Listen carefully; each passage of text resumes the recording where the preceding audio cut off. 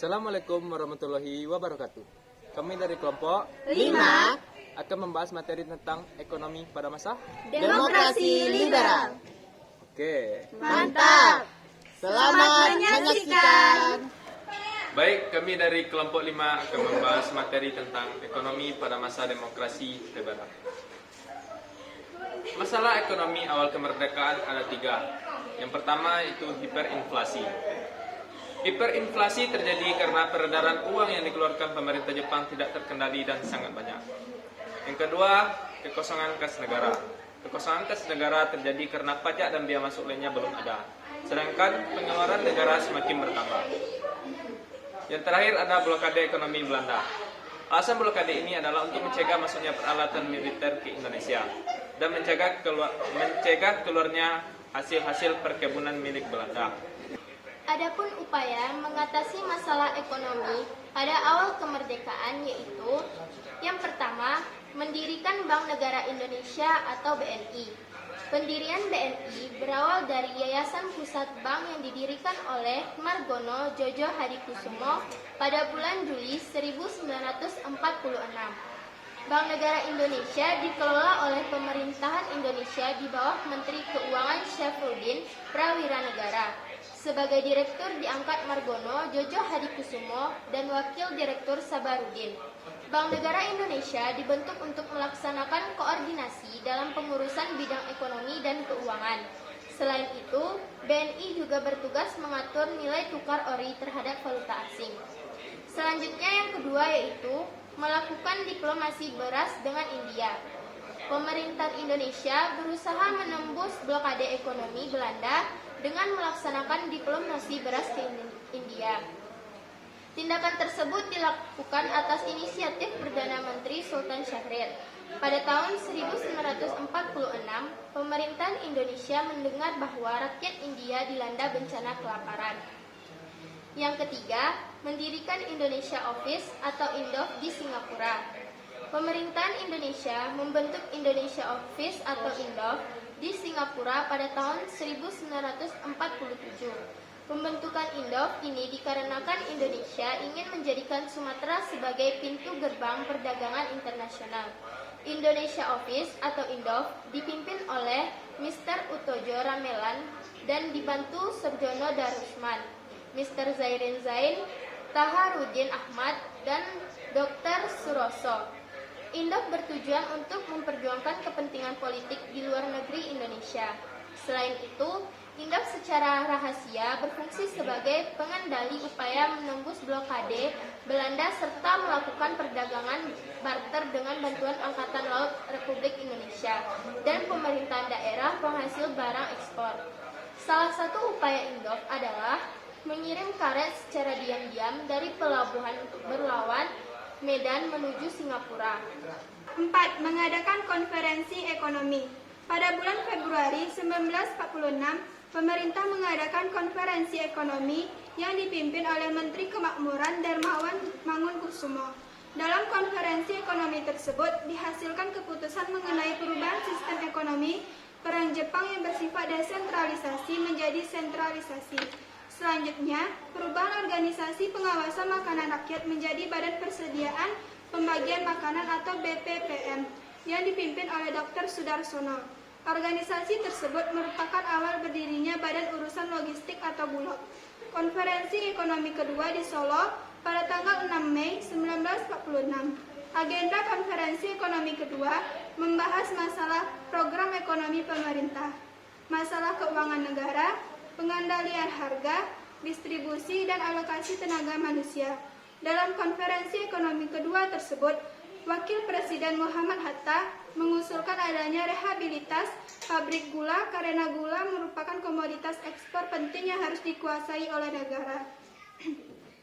Untuk merealisasikan gagasan tersebut, pemerintah mengeluarkan Peraturan Pemerintah Nomor 3 Tahun 1946, tanggal 21 Mei 1946, tentang pembentukan Badan Penyelenggara Perusahaan Gula Negara dengan status perusahaan negara di bawah pimpinan Noto Sudirjo.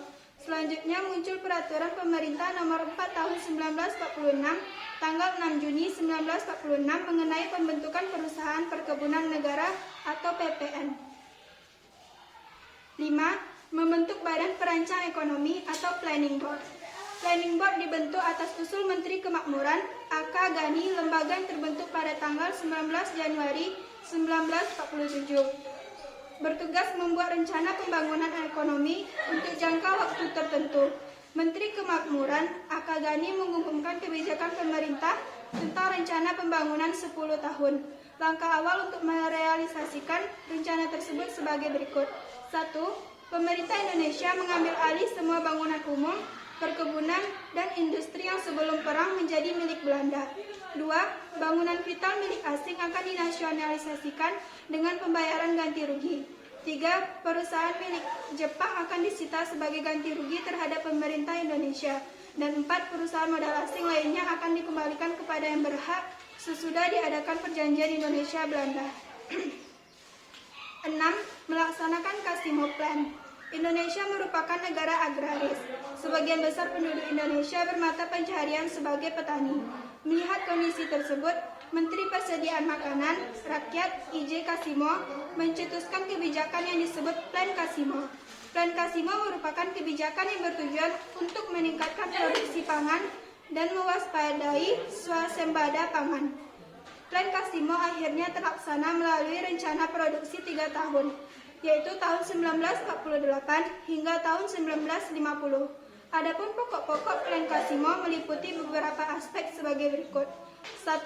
Perluasan kebun bibit dan padi unggul. 2. Pencegahan penyembelihan hewan pertanian.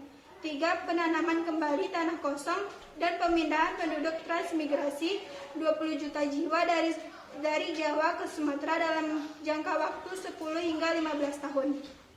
Yang ketujuh, membentuk Persatuan Tenaga Ekonomi atau PTE. Persatuan Tenaga Ekonomi terbentuk pada bulan September 1945 di Jakarta dengan Ketua Basyarudin Rahmat Motik.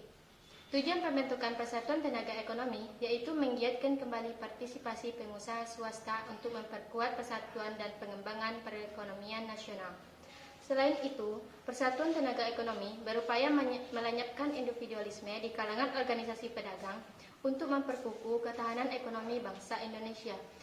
Beberapa organisasi pedagang yang tergabung dalam Persatuan Tenaga Ekonomi antara lain Gabungan Perusahaan Perindustrian, Pusat Perusahaan Tembakau, dan Gabungan Saudagar Indonesia Daerah Aceh atau GASIDA.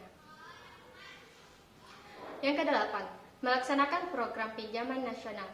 Pinjaman nasional merupakan kebijakan yang dicetuskan oleh Menteri Keuangan Ir Suratman dan dilaksanakan atas persetujuan Badan Pekerja Komite Nasional Indonesia Pusat (BPKNIP). Untuk mendukung program tersebut, pemerintah membentuk bank tabungan pos yang berguna menyalurkan pinjaman. Banyak rakyat Indonesia yang mendukung kebijakan ini. Rakyat dengan sukarela pergi ke bank tabungan pos dan rumah-rumah pegadaian untuk mengumpulkan uang dan dipinjamkan kepada negara. Pada tahap pertama, pinjaman nasional berhasil mengumpulkan uang sejumlah 500 juta. Pemikiran ekonomi nasional pada masa demokrasi liberal. Menurut Sumitro Jojo Hadi Kusumo, pembangunan ekonomi pada masa demokrasi liberal masih menemui berbagai hambatan. Kondisi tersebut disebabkan sistem ekonomi kolonial masih mengakar kuat di Indonesia. Menghadapi kondisi tersebut, Sumitro Jojo Hadi Kusumo menitikberatkan ekonomi nasional menjadi memperkuat sistem perdagangan. Selain itu, pemerintah merangkul kaum pribumi untuk mewujudkan kelas pengusaha pribumi. Yang selanjutnya adalah upaya mengatasi masalah ekonomi pada demokrasi liberal. Yang pertama, sistem ekonomi Alibaba. Diprakarsai oleh Menteri Perekonomian Kabinet Ali I, Iskak Cokro Hadisuryo. Program ini diberi nama Alibaba karena melibatkan pengusaha pribumi Ali dan pengusaha keturunan Tionghoa Baba. Lewat program ini, pengusaha keturunan Tionghoa diwajibkan melatih tenaga pribumi. Sebagai imbalan, para pengusaha keturunan Tionghoa akan mendapat bantuan kredit dan lisensi dari pemerintah. Sayangnya, program ini tak berjalan sesuai harapan. Yang kedua, nasionalisasi perusahaan asing. Selain kebijakan-kebijakan yang diberlakukan pada warga negara Indonesia, perkembangan kehidupan ekonomi bangsa Indonesia di masa demokrasi liberal juga tidak lepas dari kehadiran perusahaan-perusahaan asing yang dijadikan menjadi milik pemerintah Indonesia, atau lebih dikenal dengan nasionalisasi. Tahap ini dimulai sejak Desember 1958 dengan dikeluarkannya Undang-Undang tentang Nasionalisasi Perusahaan-Perusahaan milik Belanda. Beberapa perusahaan asing yang dinasionalisasi oleh pemerintah Indonesia diantaranya adalah Bank Dagang Negara, Bank Umum Negara, Bank Exim, dan Bank Garuda Indonesia. Kemudian, upaya mengatasi masalah ekonomi pada demokrasi liberal. Yang pertama, Gerakan Benteng. Gerakan Benteng adalah sistem ekonomi yang bertujuan mengubah struktur ekonomi kolonial menjadi struktur ekonomi nasional. Sistem ini dicanangkan oleh Menteri Perdagangan Sumitro Joyo Hadikusumo, ayah dari Prabowo Subianto. Yang kedua, Gunting Syafruddin. Gunting Syafruddin adalah kebijakan pemotongan nilai uang atau sanering yang diambil Menteri Keuangan Syafruddin Prawira Negara pada 20 Maret 1950. Semua uang yang bernilai Rp2,50 ke atas dipotong. Dipotong nilainya hingga setengahnya. Tujuannya menanggulangi defisit anggaran sebesar 5,1 miliar rupiah. Dengan kebijakan ini, jumlah uang yang beredar bisa berkurang. Kemudian yang ketiga adalah membentuk Biro Perancang Nasional. Dalam periode demokrasi liberal di Indonesia pada tahun 1950 sampai 1959, kondisi ekonomi sangat buruk. Indonesia mengalami masalah yang harus diselesaikan dalam jangka pendek seperti terlalu banyaknya jumlah uang yang beredar dan kenaikan biaya hidup yang tinggi.